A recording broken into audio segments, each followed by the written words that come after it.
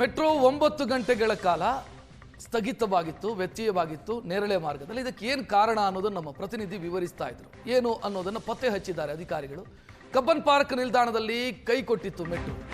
ಅದರ ಕಾರಣ ಮೆಟ್ರೋ ರೈಲಿನ ಕರೆಂಟ್ ಕಲೆಕ್ಟರ್ನಲ್ಲಿ ಕಾಣಿಸಿಕೊಂಡಂತ ದೋಷ.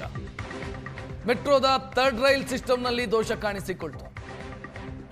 ಮೆಟ್ರೋ ಹಳಿಯಿಂದ ರೈಲಿಗೆ ವಿದ್ಯುತ್ ಸಂಪರ್ಕ ಕೊಡುವಂತ ಕಲೆಕ್ಟರ್, ಇದರಲ್ಲಿ ಸಮಸ್ಯೆ ಕಾಣಿಸಿಕೊಂಡಿತ್ತು. ತಡರಾತ್ರಿಯವರೆಗೂ ಕೂಡ ಇದನ್ನು ದುರಸ್ತಿ ಮಾಡೋದಕ್ಕೆ ಹರಸಾಹಸ ಪಡಬೇಕಾಯಿತು. ಕೊನೆಗೆ ಕೆಟ್ಟ ನಿಂತ ರೈಲನ್ನು ಡಿಪೋ ಕಳಿಸಿದ್ರು ಸಿಬ್ಬಂದಿ. ಇಡೀ ರಾತ್ರಿ ಕಬ್ಬನ್ ಪಾರ್ಕ್ ಸ್ಟೇಷನ್ನಲ್ಲೇ ಅಧಿಕಾರಿಗಳು ಮತ್ತು ಸಿಬ್ಬಂದಿ ಬೀಡು ಬಿಟ್ಟಿದ್ರು. ರಾತ್ರಿ ಪೂರ್ತಿ ಕೆಲಸ ನಡೆಯಿತು, ದುರಸ್ತಿ ಕಾರ್ಯ ನಡೆಯಿತು. ಬೆಳಗ್ಗೆ ಹೊತ್ತಿಗೆ ಯಾವತ್ತಿನಂತೆ ರೈಲು ಸಂಚಾರ ಈಗ ಆಗ್ತಾ ಇದೆ. ಯಾವುದೇ ಸಮಸ್ಯೆ ಇಲ್ಲದೆ ರೈಲು ಸಂಚಾರ ಆಗ್ತಾ ಇದೆ. ನಿನ್ನೆ ರಾತ್ರಿ ಹೊತ್ತು ಸಮಸ್ಯೆಯನ್ನ ಸರಿಪಡಿಸಿಕೊಳ್ಳಲಾಯಿತು.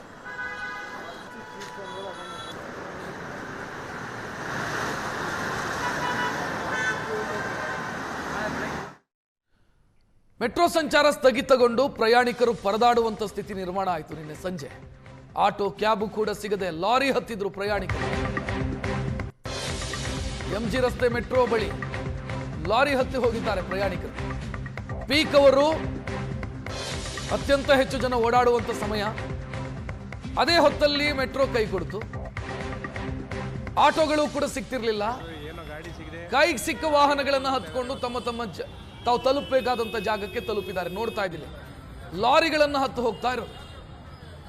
ಎಂಜಿ ರಸ್ತೆಯ ಮೆಟ್ರೋ ಸ್ಟೇಷನ್ ಬಳಿಯ ದೃಶ್ಯ ಇದು. ನಿನ್ನೆ ಸಂಜೆ ಕಂಡು ಬಂದಿತ್ತು.